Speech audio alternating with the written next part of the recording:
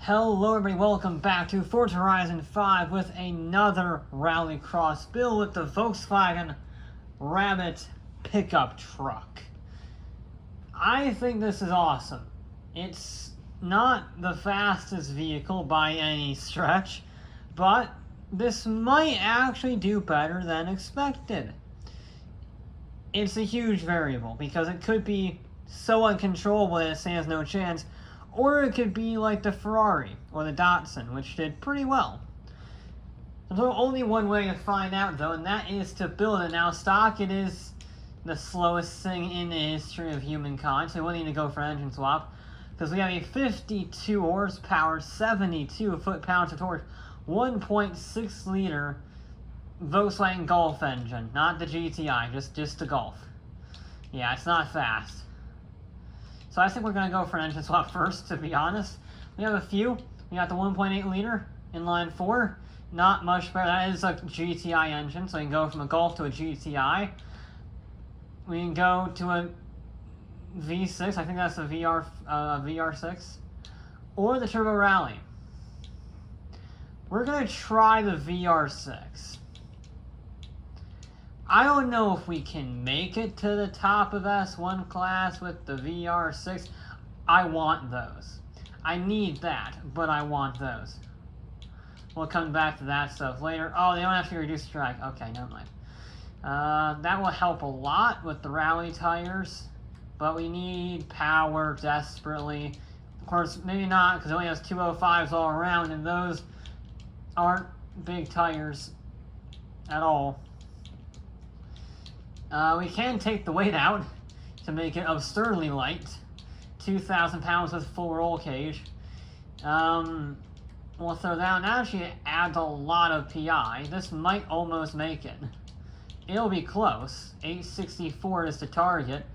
I don't think it's going to do it, though. The big power adders are on. It's surprisingly close, but it's not enough. So we need the Turbo Rally. Okay. That's going to be a finicky little sod to build. Of course, it is also maxing the engine. Alright, so we're going to do that. You. Yeah. Or maybe you and full. You and that. Okay. We're running out of parts. That makes it worse. We can go for a diff, because why not? We're running out of parts badly now. We can do that. How is there a way that I can make this work? No.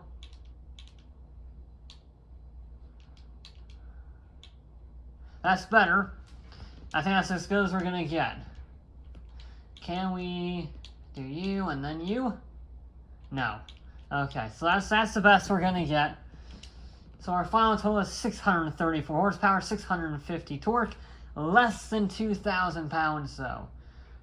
However, it is also tiny tires and a lot of turbo lag. I could be wrong, but I don't think this is going to do very well. Our Rabbit pickup needs to beat the Opel Manta B400 Group E rally car. A 102.36 is what our target is.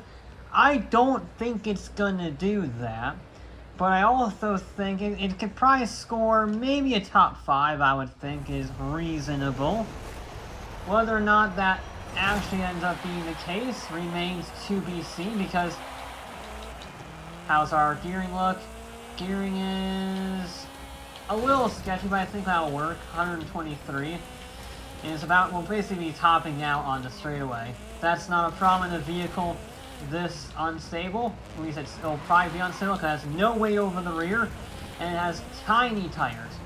The pro is that it has, well, equally tiny tires on all 4 corners, so it's not going to have understeer, oversteer per se. It'll probably have oversteer, but at least it will be more controllable, less twitchy, I think. And it is very light. That is another thing. So It is less than 2,000 pounds. I think it might actually be the lightest vehicle, if not the second lightest after the little Peugeot.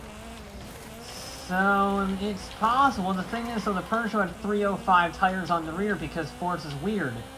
Oh, I might need like no, I'll be fine. I would need more than 120 something, and it will give me brutally fast acceleration. 106.9 is already on pace of the Rally Fighter. And we have any issues? Kind of, but I'm not really upset about that. It keeps the control. It doesn't spin me wildly. I think I'll leave the gears as they are. Plus, I'm already on lap 2, so bugger it. We'll see how very quick, very short ratio gearing fares on this track. It should be pretty well. The acceleration is brutal. It's not getting very much oversteer, which is nice. Oh, that's a wall. I was expecting it to get more wheel spin. I know it's all-wheel drive and all, but 630 horsepower going through these tiny tires. And the Rabbit, I know it's not technically a Rabbit, but it's based on the Rabbit, it's based on the Golf. So I'm just going to keep calling it that. It's handling the power very well. I am surprised with this vehicle. Yeah, this is a lot better than I expected.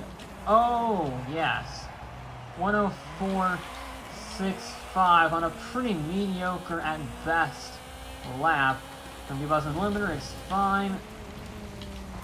Because I maintain the speed through that corner, so we're not going to be shrugging off. And besides, top speed isn't really important on this course anyway.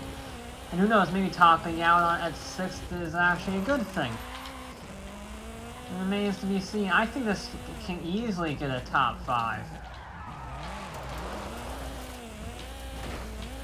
A little bit of a scrape on the wall. It doesn't like that corner very much. It really doesn't.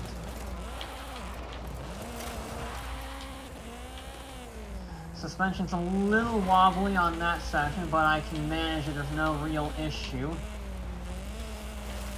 Okay. Yeah, it's good. Decent turn-in.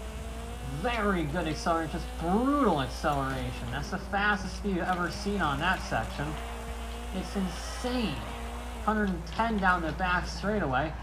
Question is, though, does it have the handling? I'm not really sure. I'm not really sure it has the handling.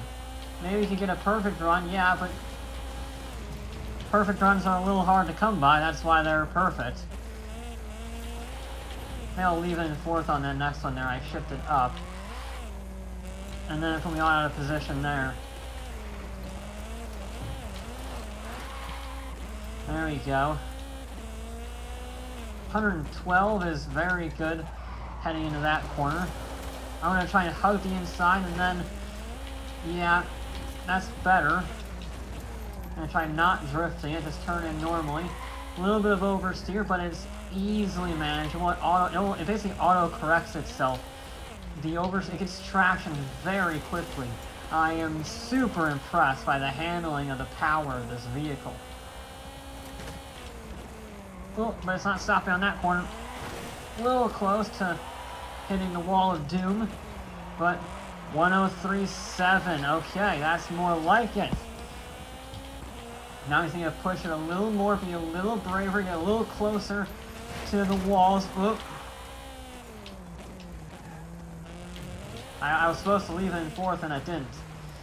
I mean, we still got the line, but yeah, I was just supposed to leave it in 4th and I shifted down to 3rd again. Ah.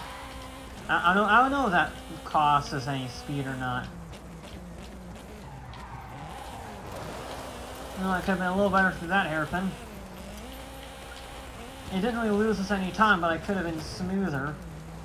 You see, in the vehicle like this, you gotta be really precise because it doesn't really have the handling, so you gotta make the most of the corners with your skill, basically. Oh! Well, that pretty much tells that. I was supposed to be in 4th heading in that corner, and I was in 3rd. That is the problem with very quick gears, is you gotta be very quick on the old thought process. And sometimes you just misjudge it a little bit. Last lap, though. Alright, we gotta make it count. 103.7. I know we can go faster than that.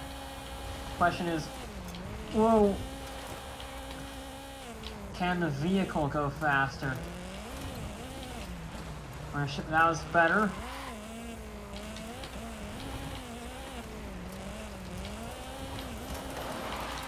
There we go.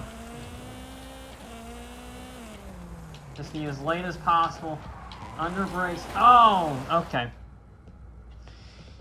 Well, that settles that, I guess. I tried. I was pushing it, and I just got a little too greedy. That's what you gotta do. And that's what you gotta do sometimes. And it just didn't work out for the rabbit. Surprisingly controllable, though. I'm impressed with this vehicle. If it had bigger tires, it would probably win quite handedly. But it doesn't. So, yeah, it's stuck. I mean, it's faster than the Forsberg, but it is slower than the Corvette.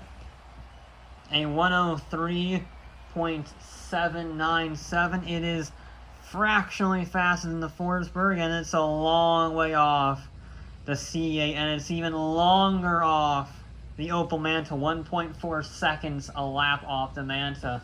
Not great. And I think that is because, just the tires.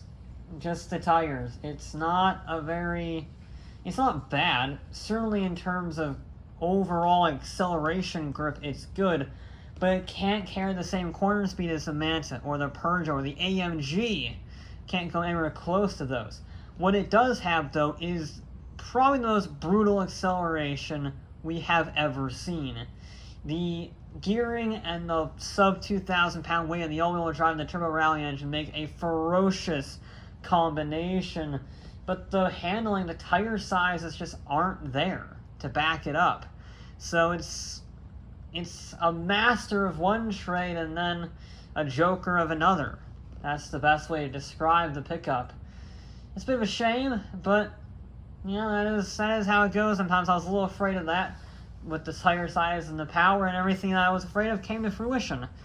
But that will be it for this episode of Forza Horizon 5. We'll be back with more